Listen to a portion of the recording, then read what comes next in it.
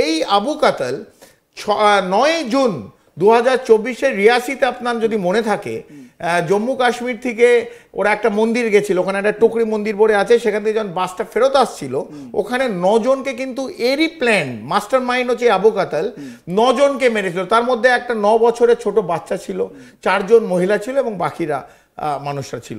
তাদের মেরেছিল এই আবু কাতাল। তার আগে রাজৌরিতে একটা হয়েছিল 2023-এ।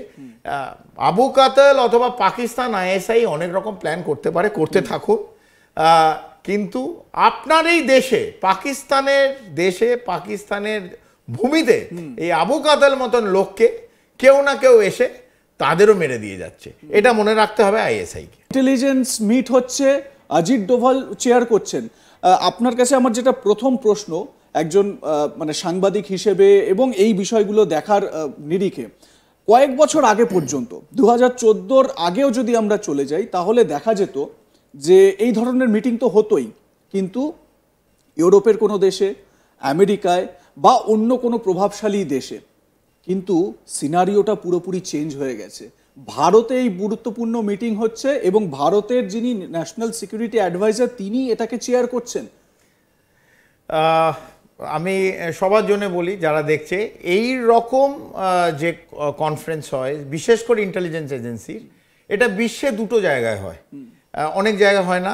বাকি হয় পর্দার আড়ালে 3-4টে দেশ, 5 আইজ আমরা জানি, তারা বসে এবং ভারত বিভিন্ন সাথে আছে, সেটার বিষয়ে আমি আসছি। কিন্তু 2টো মেন যেটা ইন্টেলিজেন্স এজেন্সি করে, একটা হচ্ছে মিউনিক ডায়ালগ, এটা হয় জার্মানিতে।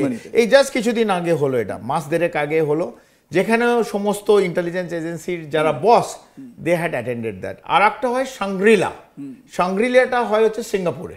So these are the 2 main intelligence agency conference যেটা ওয়ার্ল্ড প্ল্যাটফর্মে হয়, যেখানে বিশ্বের the most important intelligence agency তারা আসে এবং তাদের নিজেদের মধ্যে যে ইনফরমেশন থাকে শেয়ার করে, আদান প্রদান করে।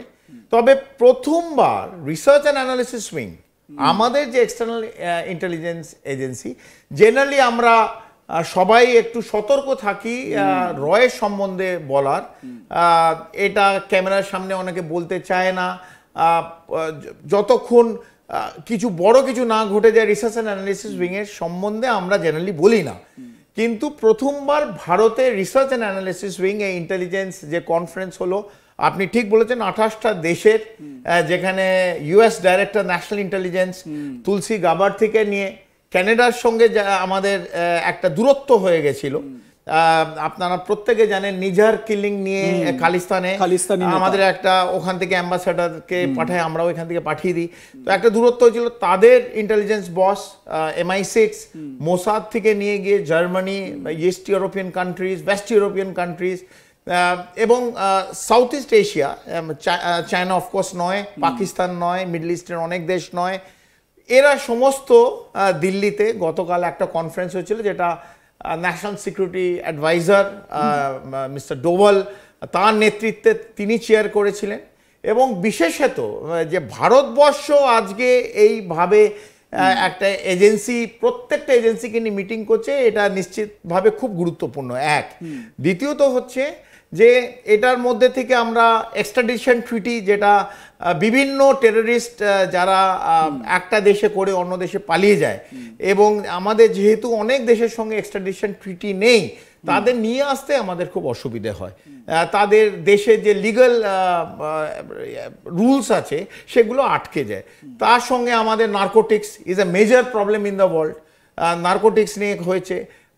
ইন্টারনাল সিকিউরিটি যে মেইন হচ্ছে কাউন্টার টেরোরিজম অ্যান্ড টেরোরিজম নিয়ে, এটা নিয়ে আদান প্রদান হয়েছে। এবং বিভিন্ন সেন্ট্রিক যদি বলি এই সমস্ত জায়গায়, সেখান থেকে বারবার চলে এসেছে সিরিয়া আর নাম এবং পাকিস্তানের নাম। এই দুটো দেশ পুরো পৃথিবীতে যেখানে টেরোরিজমের কথা ওঠে, পাকিস্তানের কথা নিশ্চিতভাবে সেখানে উঠে আসে। দীপ্তাংশুদা, খুব সুন্দরভাবে আপনি একটা মানে আমাকে কিউ দিয়ে দিলেন। এবার দেখুন, এই যে একটা এই ইন্টেলিজেন্স মিট হচ্ছে সেটা ভারতবর্ষে, এবং ভারত সব সময় কিন্তু এটা বলেছে ইভেন কয়েকদিন আগেও আমাদের আর্মি চিফ যখন প্রেস ব্রিফ করছিলেন, সাংবাদিকদের সামনে এসেছিলেন, তখন তিনি বলেছিলেন যে Pakistan is the epicentre of terrorism. Right. মানে পাকিস্তান হচ্ছে গিয়ে মানে সেখানে জঙ্গিবাদ বা সন্ত্রাসবাদের মানে কেন্দ্র। এবং শুধু তাই নয়, ইউনাইটেড নেশনসে ভারতের তরফ থেকে যারা প্রতিনিধিত্ব করেন, ভারতের তরফ থেকে যারা বলেন, তারা বারবার একটা কথা কিন্তু বলেন যে পাকিস্তান জঙ্গিদের মদদ দেয়, সন্ত্রাসবাদকে মদদ দেয়। ভারত জোর দিয়ে এই কথাটা বারবার বলছে।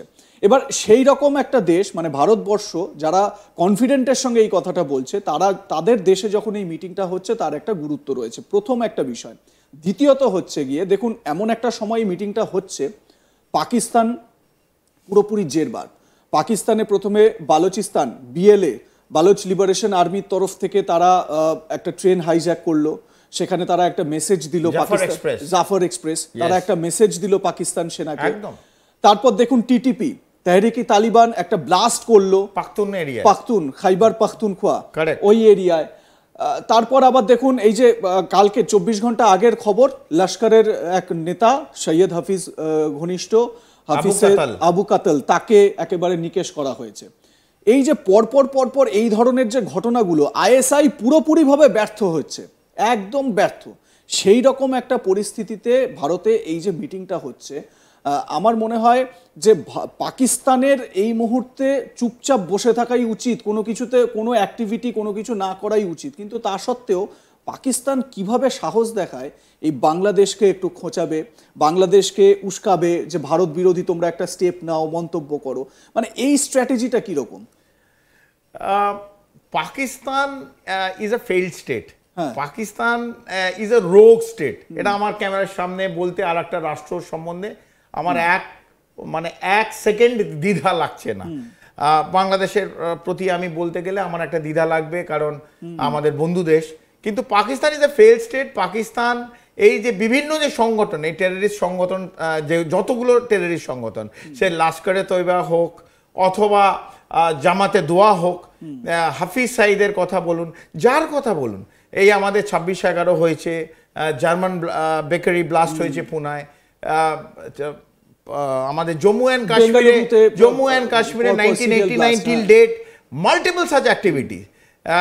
ওরা ট্রাই করে গেছে to bleed India with 1000 cards, এটা ওদের ডক্টরিন। কারণ কনভেনশনাল ওয়ারফেয়ারে পাকিস্তান 1948-এ, 1965-তে, 1971-এ এবং কার্গিলের সময়, কার্গিল ওয়ারে, মানে আমি বলি একটা গালে এরা দুটো গালে মানে ভারতের তরফ থেকে একটা জোর চড় খেয়েছে। তো কনভেনশনাল ওয়ারফেয়ারে পাকিস্তান আর যাবে না। তো এইগুলোর মাধ্যম দিয়ে ওরা চেষ্টা করেছে অনেক। তাই আজকে মানে একটা circle we come through a full whole circle. তো আজকে সার্কেলে আমরা দেখলাম শনিবার সন্ধ্যে 7টার সময় এই আবু কাতাল, হু আমাদের ভারতবর্ষে কিন্তু 5 বছর ছিল, 98 থেকে 2000 সাল অবধি সে কাশ্মীরে ছিল। তারপর আবার 2001 থেকে 2004 2005 অবধি আবার কাশ্মীরে ছিল। ও ছিল তখন এলএটি কমান্ডার। এখন ও আবার এর নেফিউ, হাফিজ সাইদের নেফিউ। তো হাফিজ সাইদ পুরো জম্মু কাশ্মীরের এই যত টেররিজম অ্যাক্টিভিটি হয় এই লোকটার উপর ছেড়ে দিয়েছিল, আবু কাতাল। তো আমাদের নিশ্চয়ই নজর ছিল। আর আজকে বলতে আমার আপত্তি নেই, research and analysis wing is one of the most advanced external agency of India.